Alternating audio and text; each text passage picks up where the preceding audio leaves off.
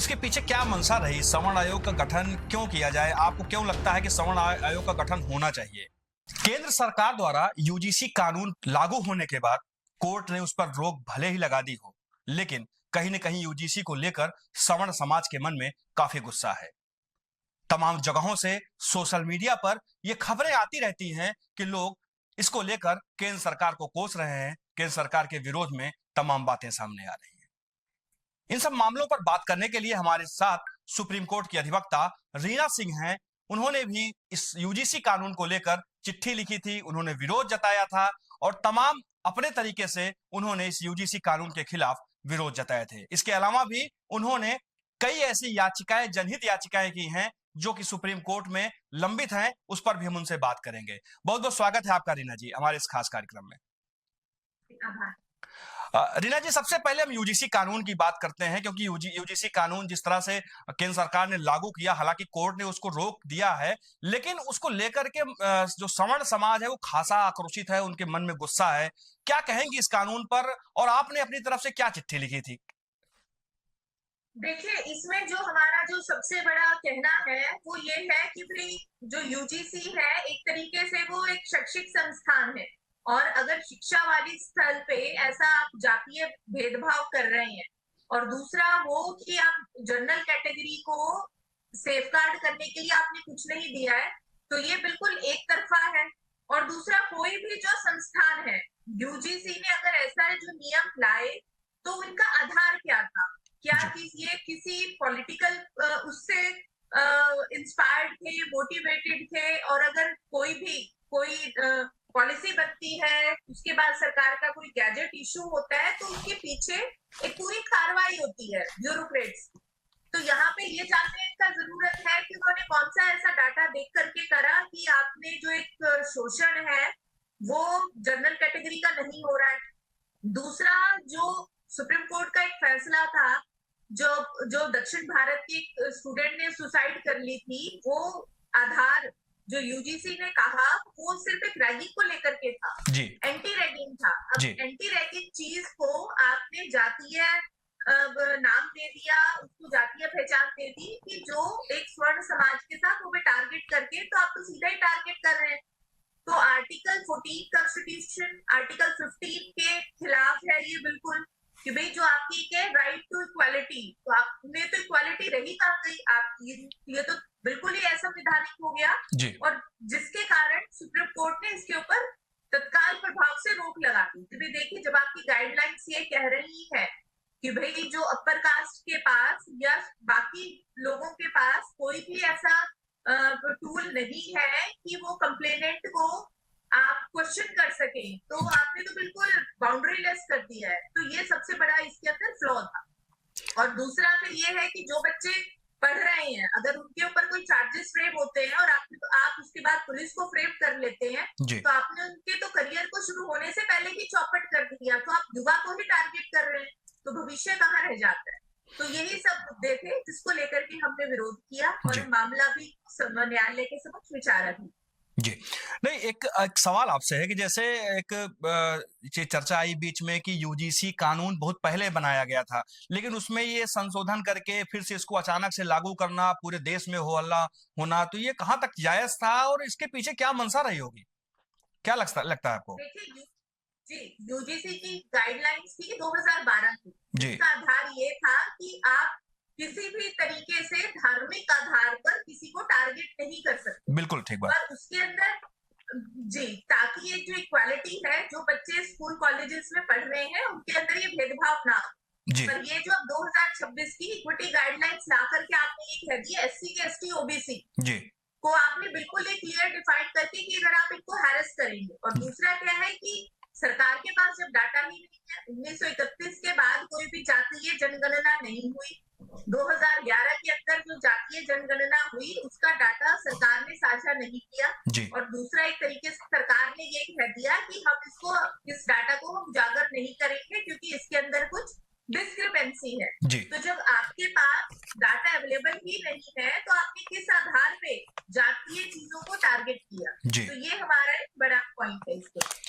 एक सवाल आपसे है कि आपने एक PIL किया है माननीय सर्वोच्च न्यायालय में, आपने एससी ओबीसी की ओर से एक पीआईएल किया है जिसमें आपने ये मांग की है कि एससी ओबीसी में जो लोग ऐसे हैं जो कि पॉवर्टी लाइन के बिलो नहीं है, मतलब वो पैसे वाले लोग हैं, उनको आरक्षण न दिया जाए। क्या ये मतलब इसकी जरूरत क्यों पड़ गई, कैसे पड़ गई, और इसके बारे में बताइए। देखिए, ये अगर हम एक सामाजिक तौर पे देखें कि जो हमारे समाज का एक जो सोशल स्ट्रक्चर है वो जी। वर्णों में बटा हुआ है। अब जब संविधान आया तो जातियों के उसपे वहां पे आप देने लगे, हालांकि जो हमारा संविधान है वहां पे ओबीसी शब्द है ही नहीं, अदर बैकवर्ड कास्ट। जी। अब वो कुछ सालों के बाद आया।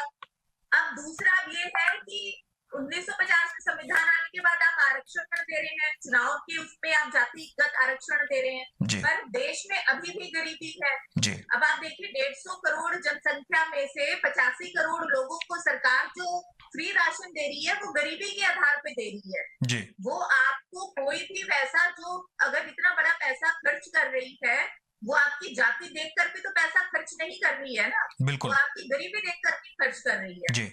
अब दूसरा कि जब गरीबी ही आपके डे टू डे का आधार है, और दूसरा जब आपको 75 साल से ज्यादा समय हो चुका, और अगर अब हम संविधान का भी देखें कि कितना बड़ा समय हो चुका है, अगर आप अभी तक आप सामाजिक आपको लगता है कि इम्बैलेंस है, जी। तो फिर आरक्षण का कोई फायदा नहीं है। आपके देश में अभी भी हम गरीबी से जूझ रहे हैं। और बिल्कुल। दूसरा सबसे बड़ी बात ये है उज्जवल जी, हमारे देश में आज जितने भी शीर्ष पदों पर एससी एसटी ओबीसी के लोग बैठे हैं, जी। तो सामाजिक असमानता तो रह नहीं गई है। राष्ट्रपति का पद ले लीजिए, प्रधानमंत्री का पद ले लीजिए, बाकी आप शिक्षा मंत्री को देख लीजिए, आप सभी बड़े पदों पर बैठे हैं, जी। तो सामाजिक असमानता कहाँ है? दूसरा आपके पास एसटी एसटी एट्रोसिटी एक्ट है, आप जो योजनाएं दे रहे हैं मेजोरिटी आप एससी एसटी ओबीसी के लिए ला रहे हैं, और उसके साथ साथ जैसे मैंने पहले कहा गरीबी को देख करके आप फ्री में राशन दे रहे हैं। जी। तो और एससी एसटी ओबीसी में अगर आप इतना बड़ा सरकार पैसा खर्च कर रही है तो वो सीधा गरीबी को टारगेट करे इसी क्राइटेरिया में एससी एसटी ओबीसी। तो हमारी जो याचिका माननीय सर्वोच्च न्यायालय के सामने जो विचाराधीन है जी। उसमें हमने ये कहा है कि जो भी सरकारी पद है कॉलेजेस यूनिवर्सिटीज के अंदर जो आप बच्चों का एडमिशन लेते हैं तो आप इकोनॉमिक आधार पर एडमिशन कीजिए। जी। सपोज अगर आपके पास 100 वैकेंसी है जी। और वो बच्चे मिनिमम मार्क्स की एलिजिबिलिटी में क्वालिफाई हो रहे हैं, तो आप पहले उन पदों को, रिक्त पदों को भरिए, चाहे वो सरकारी है या एडमिशन से जिनकी इनकम सबसे ज्यादा कम है। जी।